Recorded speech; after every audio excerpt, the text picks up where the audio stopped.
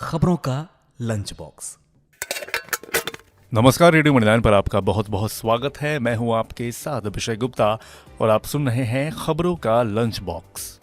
Driving license expire होने वाले को सड़क परिवहन मंत्रालय ने दी क्या राहत? क्या आधार नंबर किए जा रहे हैं रद्द? क्या सस्ता होगा कर्ज? बताएंगे आपको। और इसके अलावा भी होंगी बिजनेस और पर्सनल फाइनेंस से जुड़ी कई और बड़ी खबरें। तो चलिए फटाफट खोलते हैं खबरों का लंच बॉक्स। तो लंच बॉक्स के पहले डब्बे में ईपीएफओ खातों से जुड़ी खबर है।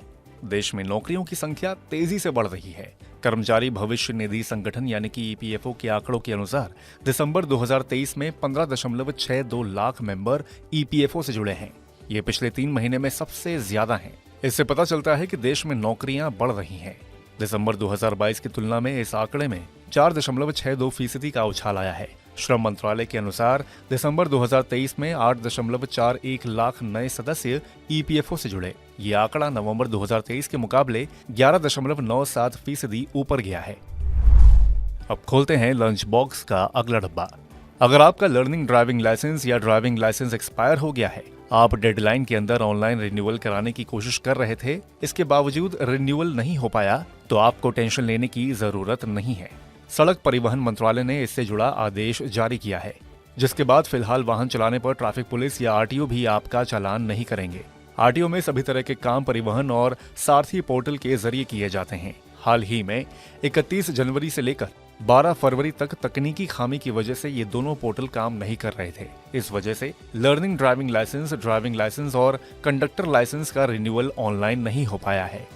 जिन लाइसेंस धारकों का लाइसेंस 31 जनवरी से 15 फरवरी के बीच एक्सपायर हुआ है, ऐसे में उन्हें परेशान होने की जरूरत नहीं है। सड़क परिवहन मंत्रालय के आदेश के अनुसार ऐसे लाइसेंस 29 फरवरी तक वैध माने जाएंगे। क्या आपको भी लग रहा है कि आधार नंबर रद्द किए जा रहे हैं? तो इसको लेकर आधार नंबर जारी करने वाली नोडल एजेंसी यूआईडीएआई ने साफ किया है कि कोई भी आधार नंबर रद्द नहीं किया गया है। यूआईडीएआई ने कहा कि आधार के डेटाबेस को अपडेट करने के लिए समय समय पर लोगों को सूचित किया जाता है, लेकिन किसी भी आधार नंबर को कैंसिल नहीं किया गया है। यूआईडीएआई की ओर से ये क्लैरिफिकेशन तब आया है जब पश्चिम बंगाल की मुख्यमंत्री ममता बनर्जी ने केंद्र सरकार पर लोकसभा चुनाव से पहले राज्य के लोगों के आधार को डीएक्टिवेट करने का आरोप लगाया है। अब लंच बॉक्स के अगले डब्बे में म्यूचुअल फंड से जुड़ी खबर है। नए साल के पहले महीने यानी कि जनवरी 2024 में म्यूचुअल फंड में निवेश करने वाले निवेशकों की तादाद में रिकॉर्ड इजाफा देखने को मिला है। जनवरी में म्यूचुअल फंड स्कीमों में निवेश करने के लिए 46.7 लाख नए खाते खोले गए हैं, जो कि 2023 में औसतन हर महीने में रहे 22.3 लाख से 2 गुना है। म्यूचुअल फंड इंडस्ट्री की संगठन एम्फी यानी कि association of mutual funds in India ने ये डेटा जारी किया है। एम्फी ने बताया कि 46.7 लाख नए खाते खुलने के बाद म्यूचुअल फंड फोलियो यानी कि खातों की संख्या 16.96 करोड़ पर जा पहुंची है। ठीक 1 साल पहले म्यूचुअल फंड अकाउंट्स की कुल संख्या 14.28 करोड़ थी। मेटा के इंस्टेंट मैसेजिंग ऐप व्हाट्सएप में अब कोई भी प्रोफाइल पिक्चर का स्क्रीनशॉट नहीं ले सकेगा। इसके लिए कंपनी जल्द ही ऐप में screenshot blocking profile photo feature लेकर आने वाली है। इस फीचर में यूजर अपनी प्रोफाइल पिक्चर को ब्लॉक कर सकेगा। इससे आपकी परमिशन के बिना कोई भी प्रोफाइल पिक्चर का स्क्रीनशॉट नहीं ले पाएगा। WA बेटा इन्फो की रिपोर्ट के अनुसार व्हाट्सएप ने इस फीचर को एंड्रॉइड बीटा टेस्टर्स के लिए लॉन्च किया है। टेस्टिंग के बाद नए अपडेट में इसे सभी यूजर्स के लिए रोल आउट किया जाएगा। फीचर का इस्तेमाल करने के लिए यूजर को अपडेटेड वर्जन इंस्टॉल करना होगा। कंपनी यूजर की प्राइवेसी बढ़ाने के लिए यह फीचर ला रही है। वहीं दूसरी ओर AI जनरेटेड मिस इन्फॉर्मेशन, खास तौर पर डी फेक से निपटने के लिए व्हाट्सएप जल्द हेल्पलाइन शुरू करेगा। इसके लिए व्हाट्सएप की पेरेंट कंपनी मेटा और मिस इन्फॉर्मेशन कॉम्बैट अलायंस यानी कि MCA ने पार्टनरशिप की है।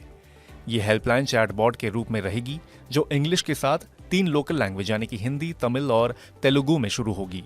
देश भर के यूजर्स इसे इस्तेमाल कर सकेंगे। चैटबॉट के जरिए टेक्स्ट मैसेज, इमेज और वीडियो भेजकर उसकी जांच करने के लिए रिपोर्ट कर सकेंगे। व्हाट्सएप हेल्पलाइन के जरिए मिलने वाली शिकायतों को एनालाइज और मैनेज करने के लिए MCA एक central deep fake analysis unit setup करेगा। इसी के साथ हम लोग आ गए हैं लंच बॉक्स के आखिरी डब्बे में। महंगे कर्ज के चलते महंगाई EMI से परेशान लोगों के लिए एक अच्छी खबर है।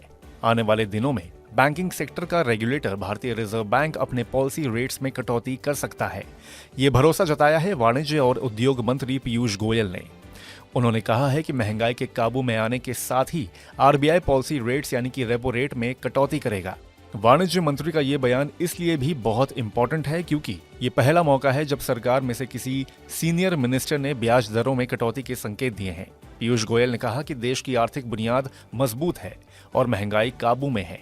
उन्होंने कहा कि भारत में 10 साल की औसत महंगाई दर करीब 5 से 5.5% रही है। उन्होंने कहा कि इस दशक में सबसे अच्छा प्रदर्शन रहा है और इसके चलते ब्याज दर में भारी कमी आई है। उन्होंने कहा कि केंद्रीय बैंक मजबूत हुआ है और वो ब्याज दर को नीचे लाने की क्षमता रखता है। तो इसी के साथ बंद करते हैं खबरों के लंच बॉक्स को। उम्मीद है कि इसमें पेश की गई खबरें आपको पसंद आई होंगी। अगर ऐसा है तो हमें कमेंट करके जरूर बताएं। बाकी बिजनेस, पर्सनल फाइनेंस और कॉर्पोरेट जगत से जुड़ी और खबरों के लिए सुनते रहिए रेडियो मनी 9 और डाउनलोड कर लीजिए हमारे मनी 9 ऐप को। हमेशा की तरह मैं हूं आपके साथ अभिषेक गुप्ता। अभी लेता हूं विदा। धन्यवाद। खबरों का लंच बॉक्स।